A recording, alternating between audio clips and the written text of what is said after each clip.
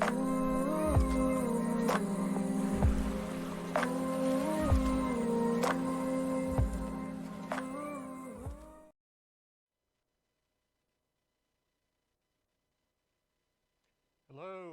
and welcome to the first episode of the Kansas City Woodworkers Guild Woodwords podcast.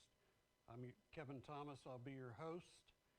As you might guess, I'm a woodworker, and I've been a member of the Kansas City Woodworkers Guild for approximately 14 years. I've held several positions with the Guild, but probably my favorite one is promoting the Guild and all its varied members and resources.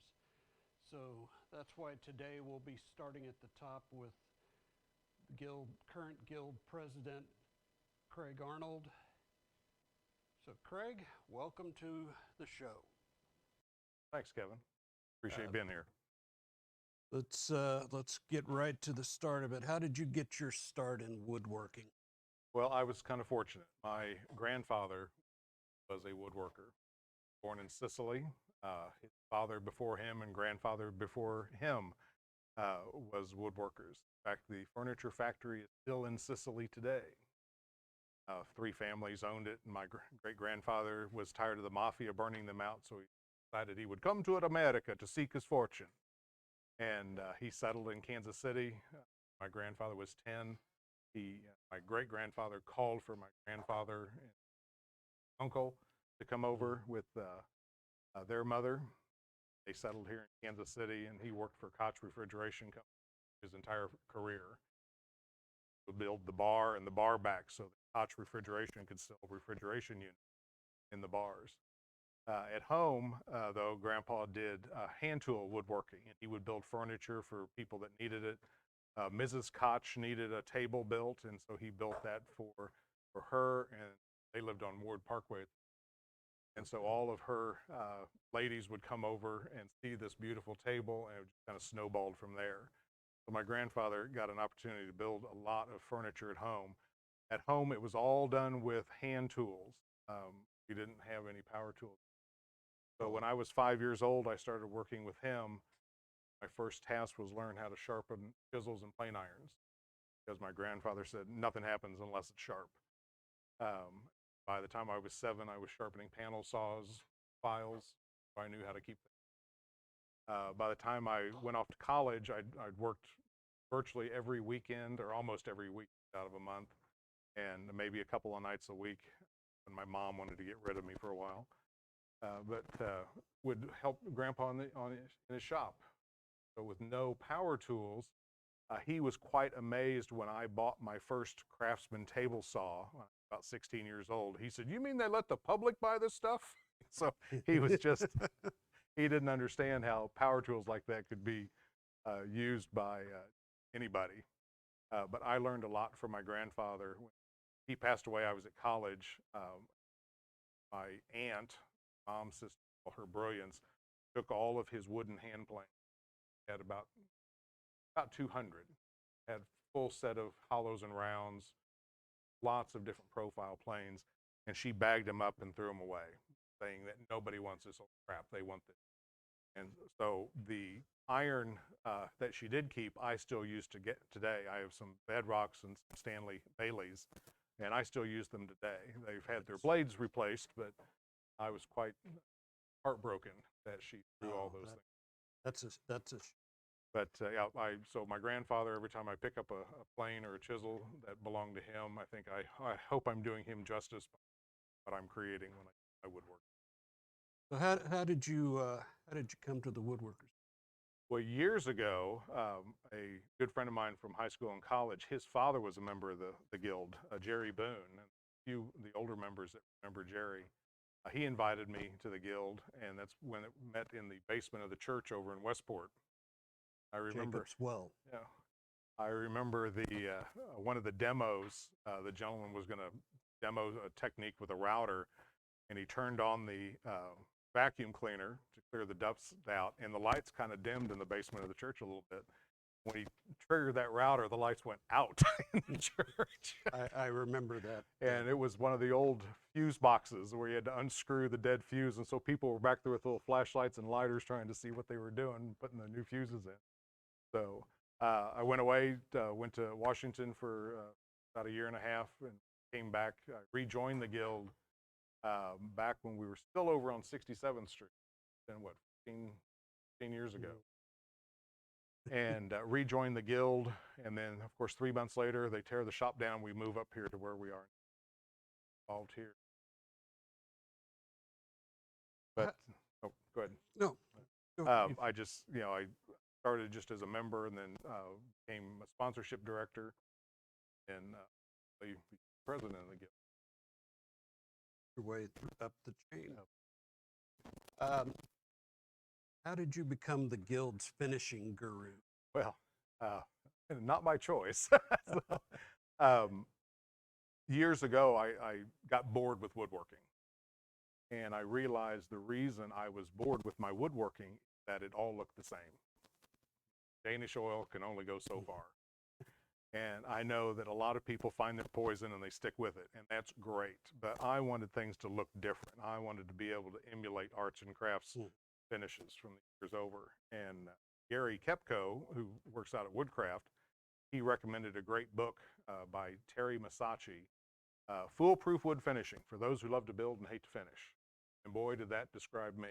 I was not a fan of finishing, but I loved to build furniture. And after reading Terry's book, started trying the techniques and trying some more technique. And ultimately started teaching the finishing class at Woodcraft. And doing is the best way to learn. Actually getting your hands dirty, getting everything lined out, trying all these different techniques. I think because I had the opportunity to do so many techniques on so many types of wood that I'm good at doing finishing. I'm not a perfect finisher. I'm not an expert in finishing, but I have tried a lot of things, so I'm not afraid to try stuff.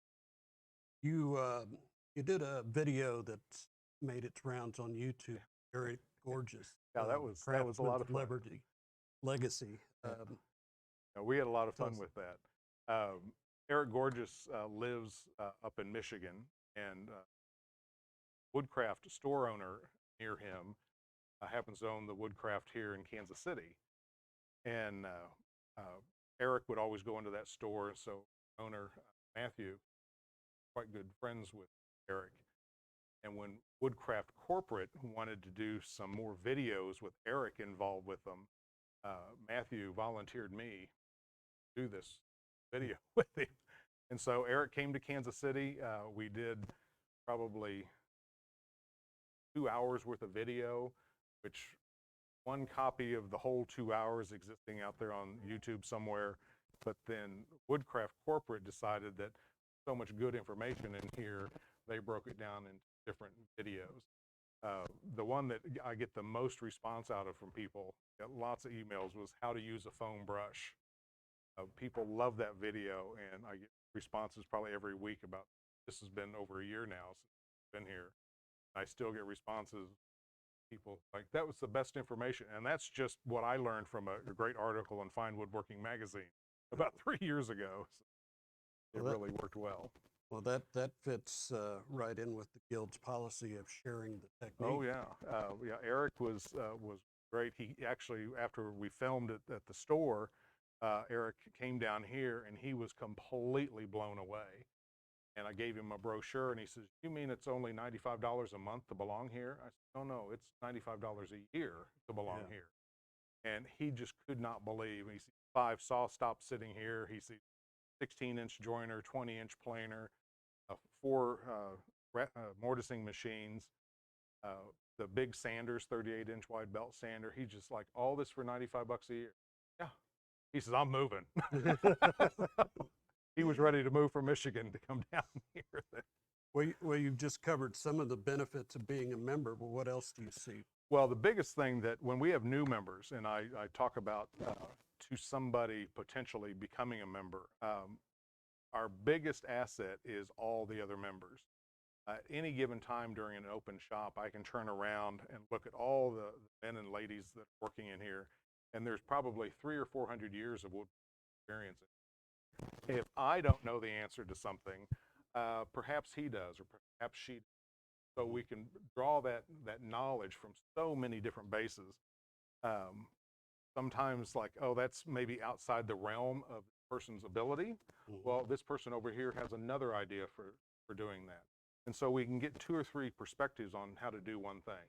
They're all right, they're all correct, but which one is going to fit abilities? And that's one of the great things that we have here, just the people that come down here and use. What's been your favorite activity at the Guild since you've been a member? Well, my favorite activity is being a shop foreman. I'm a shop foreman generally on Tuesdays. Get lots of new people coming in, and they come in with a plan. Got a plan, and I got my lumber. What do I do? And so it's fun to go step by step and watch this person develop. They've never used a jointer. They've never used. By the time they're done, they're no longer a beginning woodworker. They're an intermediate woodworker now. And it's fun to watch these people come in every Tuesday, and I get to mentor, coach them along through the process of building their project. And some of them aren't perfect. Like I've never seen any, even my own woodworking is never perfect, but I've seen some really great woodworking from a first-time woodworker. And it's because we have great machines here. We have great coaching through all the shop forums and the other members. It's just really a great place to learn woodworking hands-on. Nothing, I mean, sorry, there's no offense against YouTube. You can learn a lot from it, but until you can get your hands on something, it's a lot different story. So what advice would you have for somebody who's on the fence about joining? I recommend they come down and take a tour during open shop. They can actually see people working at the workbenches. They can see the machines running. They can see all the interaction among the membership. It really gets somebody charged up to say, golly, I've never done woodworking, or it's been years since I've done woodworking, high school since I've done it, and I'm getting ready to retire. I can come back down here and have equipment that I could never afford to have some of this equipment, or I don't have room for it. This is your workshop. And so that's one of the things is come down, just take a tour. We'll get you excited about woodworking. Yeah. So it's, we're very proud. I'm very proud. I know Kevin is as well. We're very proud of our shop here. And we have, you know, talent galore coming out down. We have many members that do this professionally, do it for a living, and we have brand new people that come in and they are successful. So where do you see the Guild headed in the future? Well, what's your vision? My vision, not shared by all, but I would like to see us be able to teach more, whether that be homeschool students, being able to bring homeschool students in for classes during the day, whether that's opening up, teaming up with school district, saying, I know you don't have saws and all that in your schools anymore. Let us be your teachers. I'd like to see us become the Midwest equivalent of the North Bennett Street School in Boston. I think, you know, we could develop a 2 or 3 year program in woodworking, send out woodworkers here into the Midwest, because you really have to go further east. I think Indiana is probably a really good school there. North Bennett Street, go to the opposite coast, College of the Redwoods, their program. Really high end, but there's really not that much here in Central Michigan offers that. I'd like to see the Guild be able to be that destination woodworking knowledge. Okay, it's time for our final 3 questions. Oh boy. These are 3 random questions that may not pertain to woodworking. Are you ready? Sure. These are not on this piece of paper, by the way. Tails or pins first?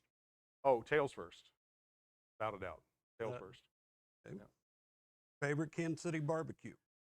Man, tough one there. I like the flavor of Gates meat, or not Gates, Arthur Bryant's meat. not wild about their sauce. There's down on the boulevard. Gary gets it every once in a while. Rosedale? Yeah, Rosedale. Rosedale has good barbecue. Out in Olathe, where I live, there's another great barbecue place out there. I wasn't prepared for that. What's the name of that out there? Oh, Joe's KC. Yeah, that's near our house, so we go there. For those of you that are unaware, we do have a small audience asking his wife. My beautiful wife, Julie, over here. And last question, Marvel or DC? Ooh, well, since I'm not a big fan of, or I didn't know to be a fan of either, but I would have to say Marvel because cool graphics. That's a good one. All right. Thanks, Craig, Well, for you're very joining welcome. us. Thank you. Thank you for all out there for joining us. Be sure to let us know how we did. Do all the things like, share, subscribe, and we'll see you again soon. I thank producer Chris McCauley. And be sure you're working safely and get your sawdust on. Thanks. See you next time. Bye-bye.